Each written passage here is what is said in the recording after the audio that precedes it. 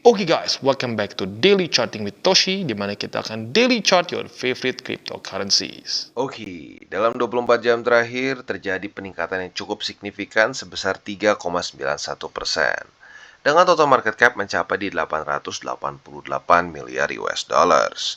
Dan untuk Bitcoin kita bisa lihat dia sekarang breakout 18.000, sekarang ada di 18.223 dan itu merupakan peningkatan sebesar 4,72% dalam 24 jam terakhir. Artinya apa? Kemarin berhasil mempertahankan 17.000. Sekarang berhasil meningkat dan ya at least reclaim dulu 18.000 USD, which is good ya. Sementara untuk Ethereum seperti biasa sedikit lebih besar daripada Bitcoin, peningkatannya sebesar 5,24% dan sekarang ada di angka 1.401. Lalu selanjutnya di BNB. Untuk BNB dia meningkat sebesar 4,26% di angka 296 ya. Lalu untuk XRP dia meningkat sebesar 7,83% ya, mencapai di angka 37 sen.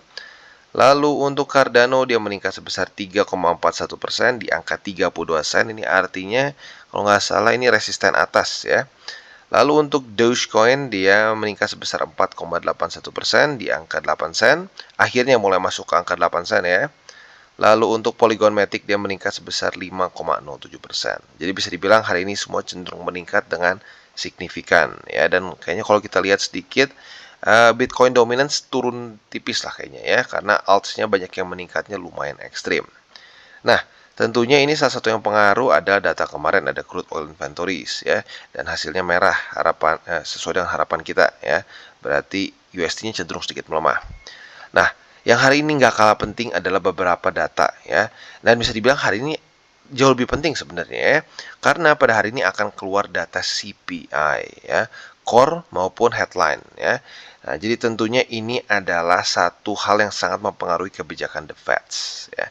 Jadi andaikan sekarang core CPI dan CPI lebih rendah daripada forecast ya. Kalau kita di sini kan untuk CPI forecast dia itu di bawah forecast dia itu di 6,5%. Andaikan nih ya, andaikan hasil CPI-nya hanya 6% atau mungkin 5%, nah itu akan bisa membuat USD kembali lagi melemah dan risk on aset seperti kripto akan meningkat dengan signifikan ya. Nah, setelah dari CPI juga tentunya ini bisa dibilang yang paling penting ini ya, karena ini langsung berhubungan dengan kebijakan The Fed. Nah, setelah itu akan juga keluar initial jobless claim ya. Nah, initial jobless claim ini juga nggak kalah penting. Kenapa nggak kalah penting? Karena initial jobless claim ini ngomongin soal berapa banyak pengangguran di Amerika Serikat, atau salah satu indikatornya berapa banyak pengangguran di Amerika Serikat. Apabila initial jobless claim lebih tinggi daripada forecast, ini akan membuat USD melemah. Karena kenapa? Initial jobless claim ini adalah klaim awal untuk orang-orang yang menganggur ya. Jadi mereka kan kalau di Amerika Serikat tuh orang yang pengangguran bisa dapat support lah kesannya dari negara ya. Nah, jadi buat mereka yang menganggur, mereka mulai mengklaim bahwa mereka itu ya menganggur. Maka dari itu, apabila lebih tinggi daripada forecast, ya seperti biasa, seperti yang gue bilang ya, sekarang inflasi masih terlalu tinggi, masih di angka 7%-an terakhir ya. Nah, andaikan ini sampai 2%, nah itu kemungkinan besar dilakukan dengan cara peningkatan interest rate. Tetapi saat interest rate ditingkatkan, biasanya pengangguran mulai meningkat ya.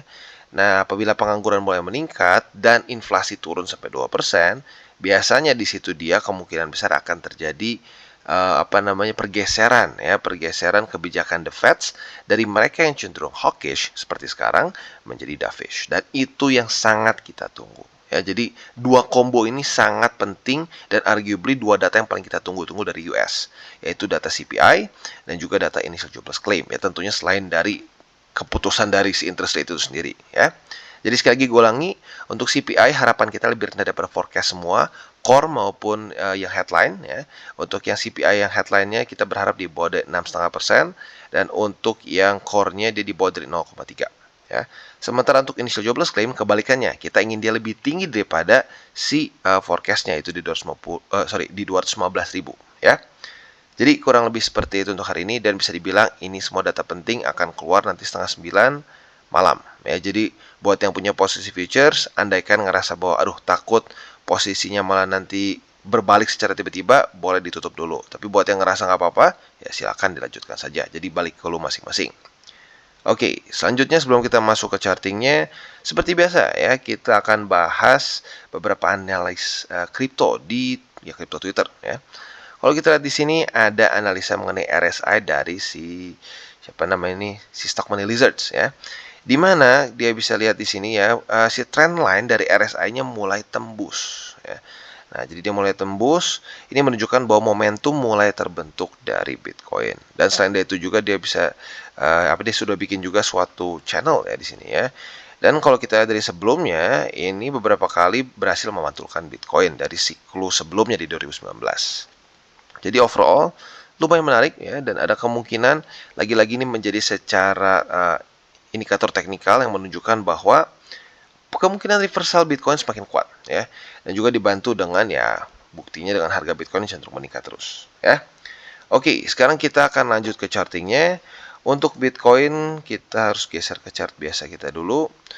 Jadi kalau kita lihat di sini ya, dalam beberapa hari terakhir walaupun volume sedikit turun, tapi dia masih cenderung bisa meningkat ke atas ya. Nah, ya ini dia sedikit nge-lag ya. Jadi kemarin dia berhasil menembus lagi struktur, dan sekarang kalau kita lihat dia malah nyaris mau retest 18.442 ya tadi pagi. Jadi overall quite good, tetapi kalau kita lihat sudah masuk dalam kondisi overbought ya. RSI-nya sudah signifikan di atas dari 70. Sekarang sudah 75,92. Jadi hati-hati ya. Jangan terlalu jangan buka posisi long intinya dalam kondisi sekarang ya.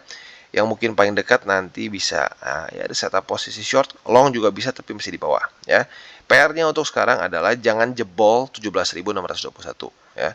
Kalau sama dia retest ke bawah, harapanku adalah dia mantul. Ya, kalau itu bisa terjadi, tentunya itu adalah hal yang sangat bagus untuk Bitcoin ya. Dan itu PR dia untuk hari ini ya. Nah, selanjutnya untuk indeks dolar kita bisa lihat bahwa indeks dolar tentunya melemah ya, tapi nggak signifikan sebenarnya ya. Kalau kita lihat dia kemarin itu sedikit terpantul, tetapi opennya dia malah di bawah dari 103,13. Nah, harapan gua adalah karena dia sudah open di bawah dari struktur, semoga saja dia mulai berubah ini menjadi resisten ya. Karena kalau kita lihat di sini secara harga running sekarang dia mulai menjadikan 103,13 sebagai resisten. Di mana 3 hari sebelumnya ini adalah suatu support. This is good ya. Bisa dibilang satu aset yang tadinya support berubah menjadi resisten itu adalah satu aset yang tentunya bearish. Dan kita sebagai crypto trader maupun risk on asset trader lah kesannya ya, dan investor berharap indeks dolar melemah. Supaya apa? Supaya risk on asset meningkat. Karena lagi-lagi korelasi dari indeks dolar dengan risk on asset seperti kripto, Nasdaq, S&P dan lain-lain itu adalah korelasi yang negatif ya. Jadi kurang lebih seperti itu untuk makronya. Overall looking good ya. Lagi-lagi data malam ini akan menjadi sangat penting. Walaupun secara TA kita bisa lihat kripto terutama Bitcoin cenderung mulai overbought ya. Jadi sedikit dilema nih ya. Tapi semoga tetap aja datanya semua bagus bisa mendukung kripto dan membuat indeks dolar lanjut turun ke bawah ya. Nah, selanjutnya kita akan masuk ke buy limit, tetapi seperti biasa sebelum kita masuk, gue harus disclaimer dulu bahwa semua konten dari DCWT dan TCI ini bukanlah financial advice. Tujuannya adalah untuk edukasi dan membiasakan para subscriber gue untuk lebih mengerti charting. Lalu bagaimana cara untuk mendukung TCI? Ada banyak. Lo bisa like our video, bisa share our video, atau bisa juga menggunakan link reflektor di bawah. Dan sebelum kita lanjut, kita akan dengar dulu pesan-pesan dari sponsor kita pada hari ini. Oke, today's video is brought to you by Bybit, di mana kita bisa trade berbagai macam cryptocurrency aset dengan cara yang berbeda-beda. Buat kalian yang ingin akumulasi secara spot, tentunya kita bisa lakukan di sini. Derivatif juga bisa, ada juga pasar NFT, dan tentunya setelah kalian akumulasi, jangan lupa juga kalian bisa menikmati earn atau menikmati bunga lah kesannya ya di Bybit Earn. Bisa APY-nya tertinggi bisa mencapai 18%. Nah, tentu juga buat kalian yang ingin membeli kripto dengan lebih mudah ya, dengan cara yang lebih simpel, bisa juga langsung menggunakan kartu kredit atau debit card juga di sini. Dan juga buat kalian yang mungkin sudah lebih crypto savvy nih ya, bisa menggunakan options juga ya. Jadi kurang lebih seperti itu. Dan buat lo yang belum punya akun di Bybit, silahkan bisa cek link reflektor di bawah dan mulai trade di Bybit. Oke, dan yang pertama seperti biasa kita akan masuk dulu ke Bitcoin. Nah, untuk Bitcoin kita bisa lihat kondisinya sekarang adalah overbought ya. Nah, tentunya saat overbought seperti ini, gue tidak menyarankan untuk buka posisi long maupun beli secara spot ya, atau lebih tepatnya akumulasi secara spot. Nggak terlalu bijak kalau di sini ya. Bang, tapi bisa naik lagi nggak? Bisa aja, probability selalu ada. Tetapi secara TA, this is not a good place to buy. Ya. Kenapa? Yang pertama adalah ada resisten di atas. Ya. Tetapi yang lebih penting adalah dia itu sudah di atas dari upper band. Dia open tadi pagi itu signifikan di atas dari upper band. Itu menunjukkan bahwa dia sedang dalam keadaan overbought secara Bollinger Band. Nah, selain dari itu, ada juga RSI. RSI dia sudah tembus dari 70 bahkan sejak kemarin ya. Jadi bisa dibilang hari ini dia super overbought ya, sudah mencapai 75,84. Jadi lagi-lagi kalau kita buka posisi long di sini kurang bijak. Nah, harapan gua adalah pada hari ini akan terjadi retest ke 18.442 ya.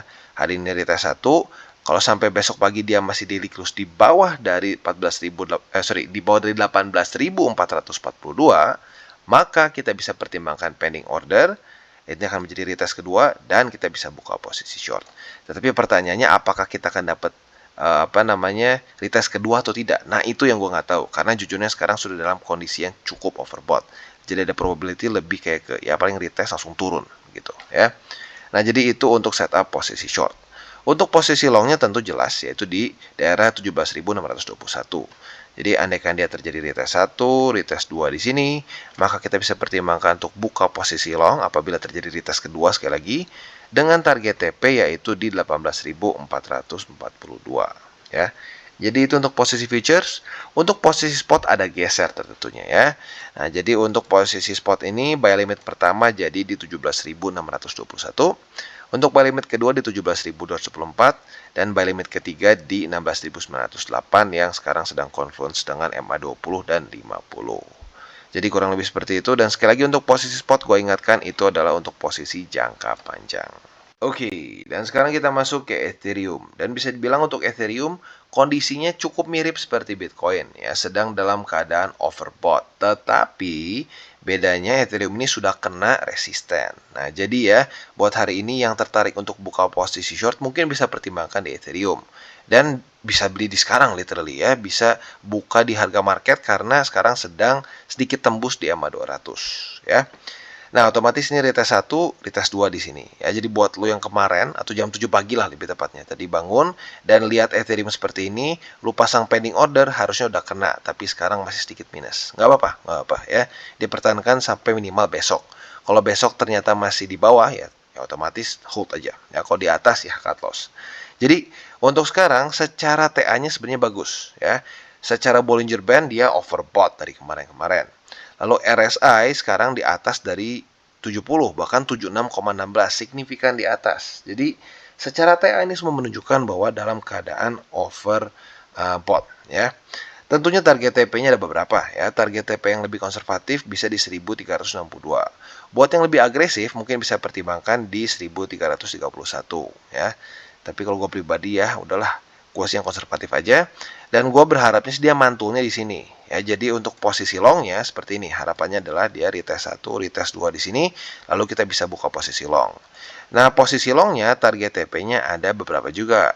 EMA 200 yang konservatif, 1434 yang lebih agresif. Ya. Jadi kurang lebih seperti itu untuk Ethereum, quite simple ya. Dan untuk posisi spotnya tentunya ada perubahan.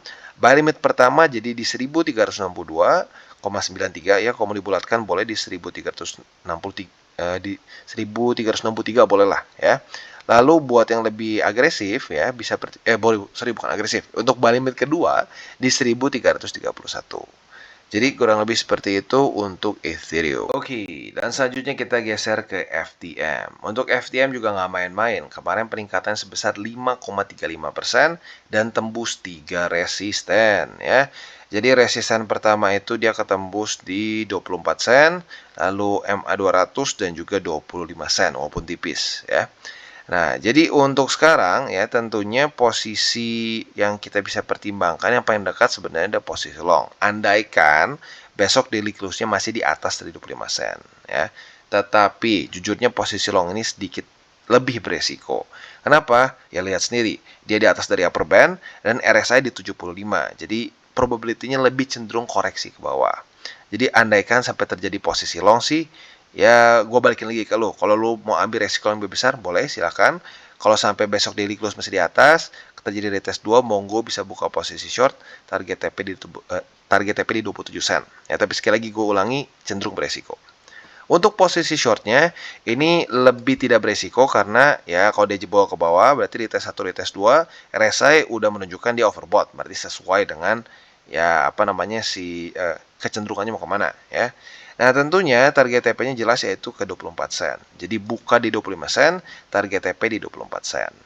Untuk posisi spotnya ada sedikit pergeseran, buy limit pertama di EMA 200, buy limit kedua di 24 sen, dan buy limit ketiga di 23 sen.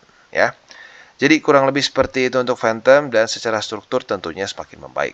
Oke, dan selanjutnya kita geser ke Cardano dan congratulations buat lu yang kemarin sudah ambil posisi long sesuai dengan pembahasan karena terjadi retest 1 dan retest 2 kemarin ya.